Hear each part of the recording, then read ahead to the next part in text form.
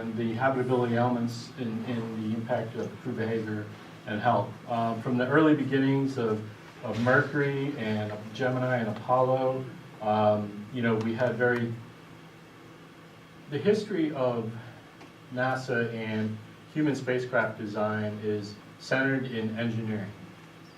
Engineers have primarily been the focus of designing, building, testing, and operating these spacecraft with the inputs of astronauts and crew. And early on, the astronauts and crew were actually, a lot of them were from the military, test pilots. And so they had the mentality of survival. And so early on, space flight was that. It was survival. It was surviving in space. And so a lot of the early designs historically from Skylab and so on were really based on that premise of hardcore engineering. We have limitations on mass and volume that we can launch. And so the focus was really on that. And so the aspects of humans really was really about survival in space and not necessarily really attacking the aspect of living and working in space. From the early days of Space Shuttle, and now we have Space Station, International Space Station, which is a wonderful piece of engineering marvel. It is very complex and very large, lots of volume, but it's a laboratory.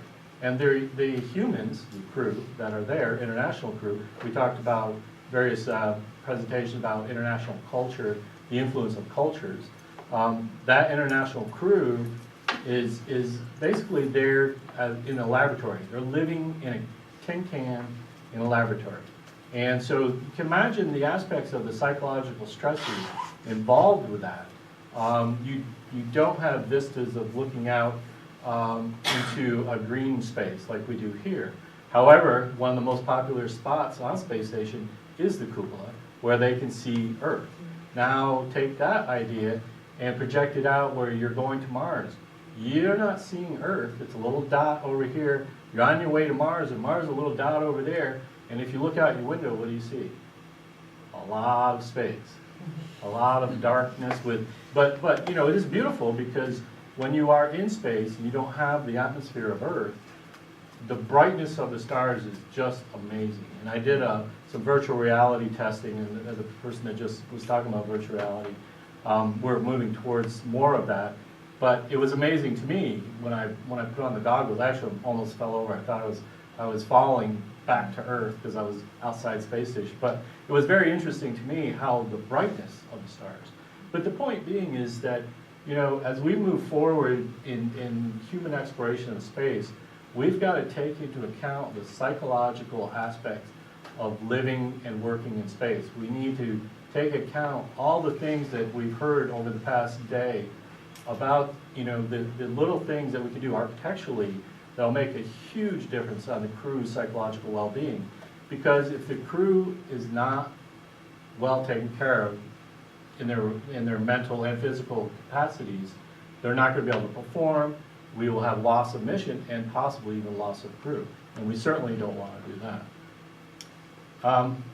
So the Human Research Program at NASA is looking at the different aspects of the hazards of physiological and psychological well-being in space. Isolation and confinement is one of the big items that is top of their ticket, and that specifically is the cognitive or behavioral conditions in psychiatric disorders. Another aspect of this is, which I didn't highlight, is altered gravity, zero gravity, and we talked about local vertical a little while ago in one of the presentations. The hostile and enclosed environment, vehicle design, habitat and vehicle design is one of the high items, or risk items, that the NASA is investing in research to try to mitigate. So and I'm working with several of the teams on that from the standpoint of the architecture, the internal architecture. Excuse me. And the other aspect is the distance from Earth. And so what I was just talking about from the standpoint of as you move further and further away from Earth, it gets smaller and smaller. So you lose that connectiveness. And as human beings, as a species, we have evolved here on Earth. And then to remove us and put us into this altered state is something that I think we're just beginning to start to understand the impacts on the human psyche and the productivity and that whole environment. So that's a very important aspect, and then the whole aspect of medical care.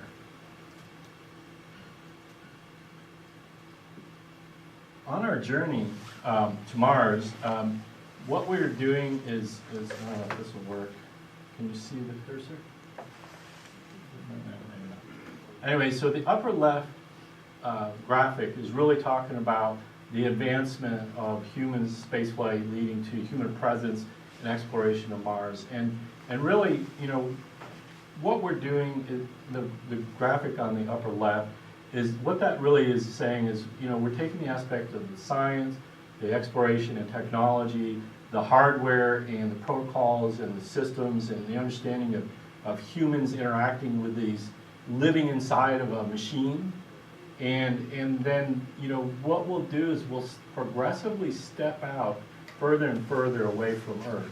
And the idea is to become Earth independent. Right now we're very Earth dependent as we operate space stations. As we move out, we hope to move out into cislunar space, lunar development, on our way to Mars. Each is a stepping stone to learn from each one. And if you think about it, you know, that's what we did with Gemini and Apollo. For Apollo, we had the Mercury and Gemini program, and it was about testing and learning what we didn't know, getting ready to go to the moon. And we're doing the same methodical approach to go to Mars.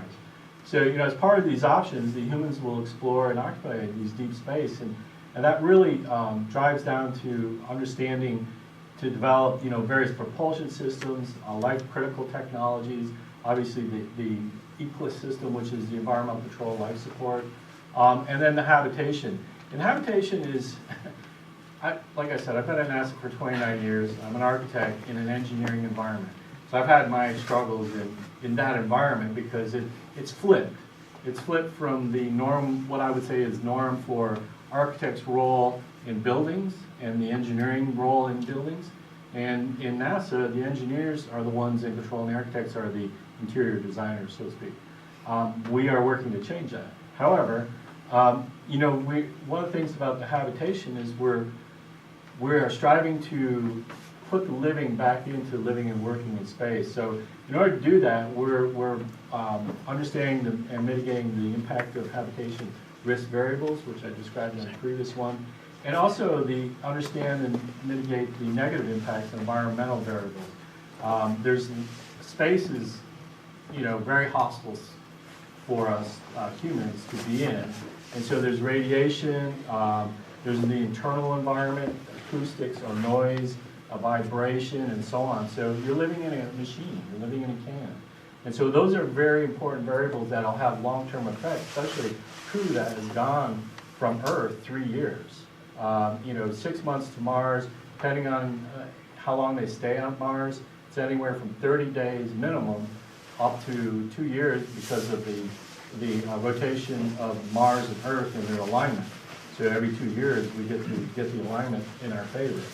And the other thing is the environment, you know, in transition or on Mars surface. What we're really trying to do is say, okay, what's the effective volume that is needed for the internal architecture that will promote this optimal crew health care. So the psychology of long-term isolation confinement is very important.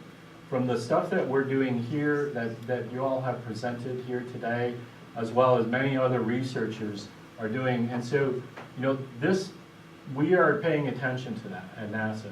And we're trying to incorporate that into our design guidelines, our standards, and things of that nature to drive out more successful designs. In habitat designs, it's easy to get lost in the pure engineering aspect of it, and you kind of, and I have fought this battle many times with my engineering counterparts, the softer gray area of the human physiological or psychological aspects, and that becomes more, well, it's a gray area, and then you can't necessarily say, well, I need, you know, 18 cubic meters per crew member in order to be successful. And so, you know, really, and I'll get into that in a minute, but for a lot of the manager types and so on, if that's the gray soft area, guess what gets cut first when budgets start to go? And you saw it on Space Station. We had designed and were ready to build a habitation module that was the living area, never built, never put on Space Station. So basically, they've had to readapt and make use of various pieces of the space station modules and put living capabilities in those various spots. The other aspect is stressors of long duration exploration. And I didn't mention it in the previous slides, but there have been some challenges by crew that have spent a long time up either on Space Station, Skylab, and some of the Russian space stations. There have been near mission failures. I can't really go into details, but there were incidences where crew were stressed out, and they, like in Skylab, they put their foot down, so to speak, and said, no more. We're not going to, you know, work under these conditions at this crazy pace. You know, they were planning out every minute of their existence up there in space, and you just can't do that. You've got to allow the human, the people, to have a little bit of flexibility in that, and those stressors are very important to keep in mind. So those are, you know, for extended durations, that's very important. And as we move out, the autonomous operations, how crew will be able to interact and think for themselves, do for themselves. They're not necessarily going to have mission control. At some point, when you're near Mars, the transmission communication delay is from minutes to 20 minutes. So we have got to have our astronauts with the aspect of being able to think and operate autonomously, as well as be able to fix anything that goes wrong. And we've done a lot of research on long duration isolation confinement. You know, we've looked at Antarctic stations. We're continuing to do research in those areas. We have also ground analogs that we're using, as well as space station. We just, as you may recall, we just completed the one-year mission with Scott Kelly, and we plan to do a couple more if things work out right, budget-wise. But the idea here is we need to get some more longer-term isolation studies to look at not just the physical, you know, degradation of their health, but psychological as well. So I want to introduce the idea of net habitable volume. So when you have a spacecraft, you have a total pressurized volume. And then, so that's basically from the pressure skin in. And that's your total pressurized volume. And that gets used a lot as, well, that's the volume. But in reality, you've got equipment taking up the space, you've got walls, you've got hardware, and then you've got equipment that's deployed, like exercise equipment, that is there all the time. So you got to take away all those spaces, and then you end up with the volume that's left over. The habitable volume that you can make use of, that gives you your line of sight. It gives you your free volume to move around in. We've been actually working a lot on that, the Human Research Program, trying to identify what is the appropriate level of net habitable volume. And there's several aspects to consider, and in doing so, we want to look at it from a task analysis and functionality basis, and be able to understand the behavioral considerations of our choices, our design. We correlate that to the habitable volume. You know, and in some cases, it's not evident and clear as to how much volume is really required. You know, there seems to be insufficient data to support that correlation, and also, you know, thus the determination of minimally accepted net habitable volume is based on several factors: the mission parameters, what the crew is doing, the crew tasks, and potential multifunctional areas. Looking at how do you create the various spaces, how you can have multifunctional spaces.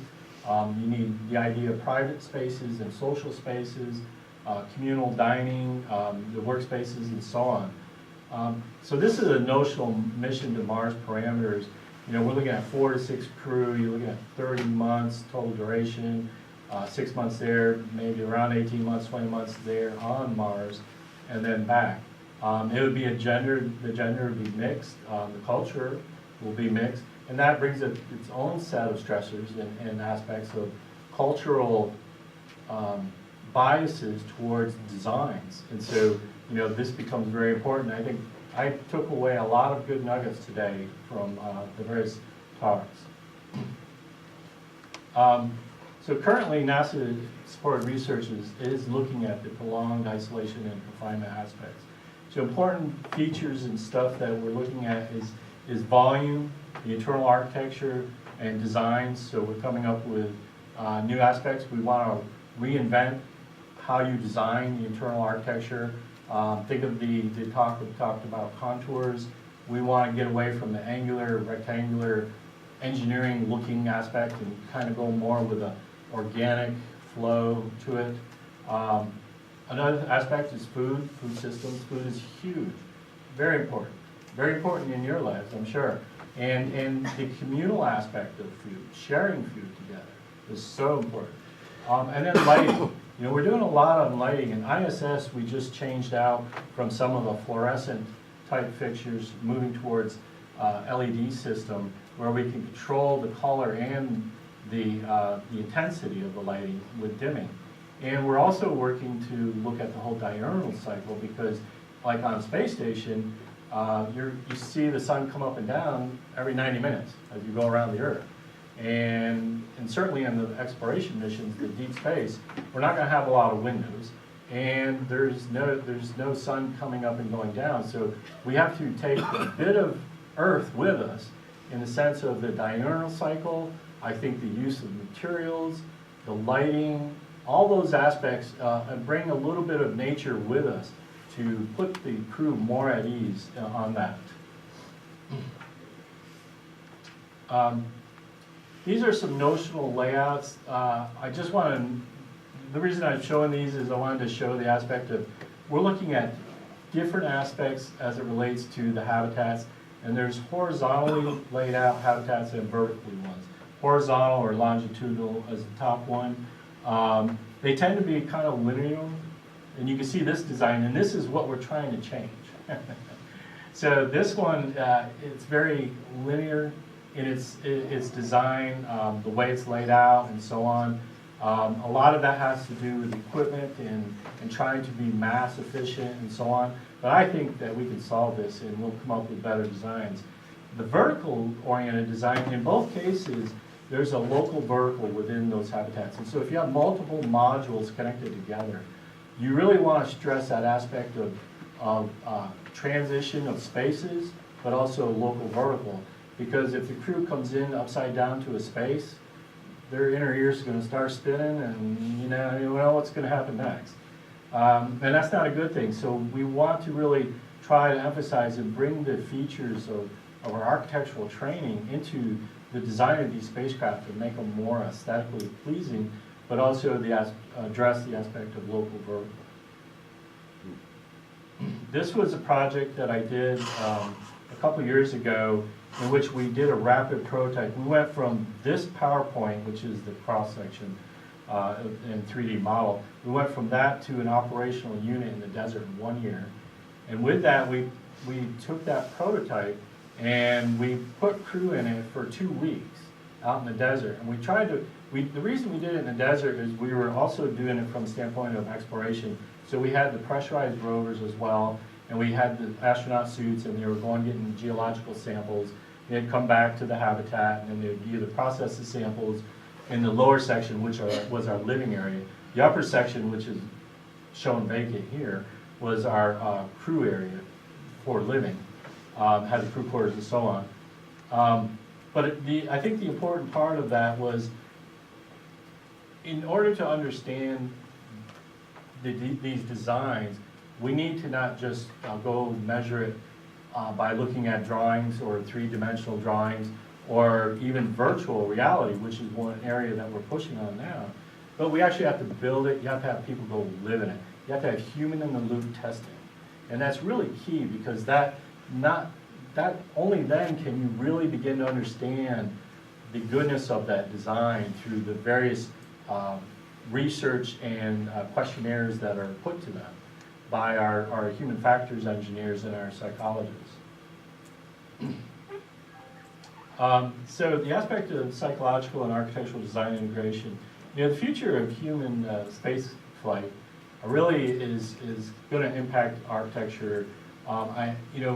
We have limitations from our launch capabilities as far as how much mass we can throw into orbit, how big the volumes can be, and so on. They tend to be small unit volumes, small number of crew again, and we are pushing towards that Earth independence. The unique aspect of the environment space, it demands special considerations. Like I was mentioning earlier, the environmental conditions inside the spacecraft, noise, vibration, lighting, or odors, all those aspects, all your sensories are getting played on, and they're getting stressed. You're in a very small volume, much smaller than this room. And then the human physical capabilities are also, getting stressed from the anthropometric aspects, the strength, but also your degradation that your human body is going through for the adaptation to space. And then there's the psychosocial considerations.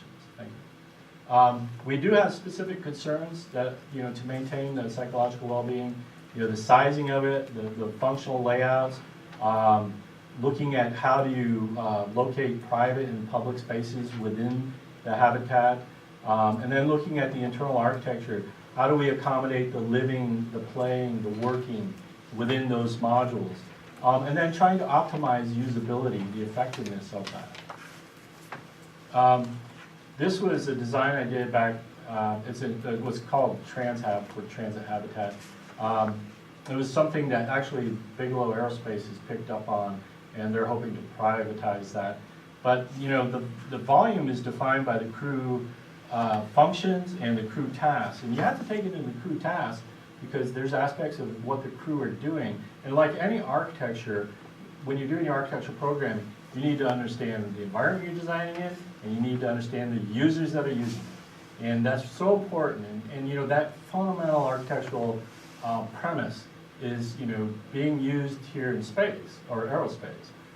So I see a paradigm shift happening to these larger inflatable or expandable habitats. And specific design features, which I've kind of already mentioned, is the aspect of use of materials, lighting, the creation of private and social spaces, the creation of noisy and quiet spaces, the dirty and clean zones, the living and working zones. We're really trying to, in our forward thinking, is trying to separate those zones and those spaces so we can give the crew that chance to get away from the work, so to speak. So they're not always working. They're not always on the clock 24/7. And then the local vertical, which I already described. So our forward plans, NASA's continuing to do the research on human psychological well-being and the effects of long-term isolation and confinement. We're using various analogs, such as the International Space Station, NEMO, which is an underwater habitat off of Florida. We do research there. And the HERA, which is the Human Exploration and Research Analog that's at JSC. Actually, the HERA is what that habitat devastation unit that I built and we took out to the desert, they're now using for 35 to 40, or 30 to 45 day stays. So we actually have 4 crew that go in there and live in there and work in there, just like they're on an asteroid mission or a mission to Mars. So they run the day in the life for 30 days, and then the research program picks specific hypotheses or aspects of the research that they target. And so they do that research on that, and then the next crew goes in and they change one variable and they do the research again. So the volume is defined by the functions and the tasks required by the mission. That's what's going to drive the need for the different spaces, the need for what we're doing and how we should do it, and the acceptability of the volume and what's needed. And then the last thing I want to leave you with here is that, and I've given other talks similar, that I feel humanity and architecture are forever linked. I feel that, you know, if we're going to become a multi-planet species, which I feel we will eventually, and if we're going to do so, you know, architecture is going to be a part of that. And we're forever linked. Architecture started out as humanity started to develop a shelter. And that shelter premise is going to carry through with us to wherever we go and whatever we explore. Thank you. Any questions? We have time for questions? Yeah. So, as you were giving your talk about the inflatable kinds of environments that you might be creating, have you thought about flexible environments? In other words, being able to reconfigure the inside. Maybe that's the point of the inflatables, but people like novelty, and so if you can sort of snap things together differently at different points along the mission, that might, can you consider that, or? Yes, we have. And that's a very good point. And I forgot to mention it, but yes, I think that's a very key aspect. We just recently went through and came up with what we consider our design criteria for designing habitats, and we're now developing how you would evaluate the goodness of habitats, using like early on VR systems all the way through the prototypes that people live in. And that aspect of flexibility, I think, is really key, because like myself or pretty much anybody, you like to be able to have a little bit of control over your environment. You want to move that chair, or you want to, rearrange something.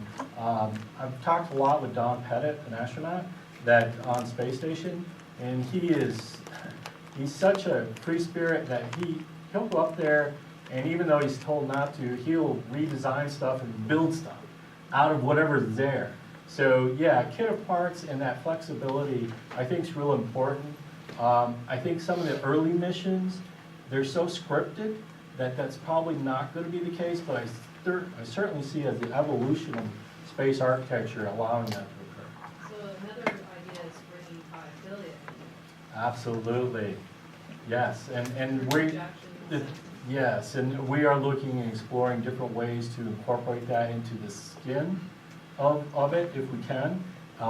Materials, the problem that we have with materials is because of the high oxygen concentration, a little bit higher, and there's only certain materials rated to go inside these habitats for long duration. And aluminum seems to be the choice, right?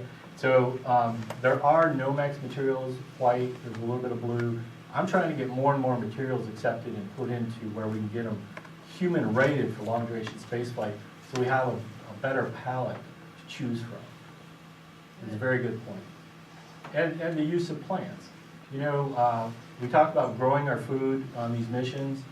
It's not so much to supplement our diet as it is to have the plants there and the crew bringing a little bit of earth with us, that aspect of the psychological benefit. Yeah. I can imagine scenes being projected inside the spacecraft, changing on a variable schedule, and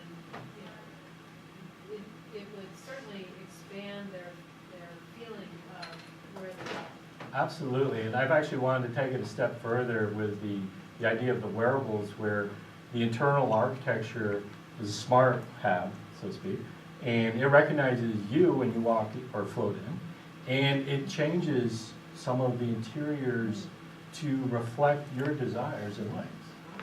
So I really want to push it. I have these visions that are way out there beyond what we currently are doing, but hey, I keep pushing, so that's a great point. Yes?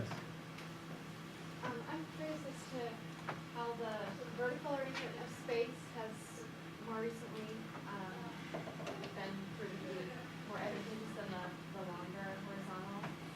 Is it in the reason of gravity, or? I think we're still researching that to understand that and analyze it.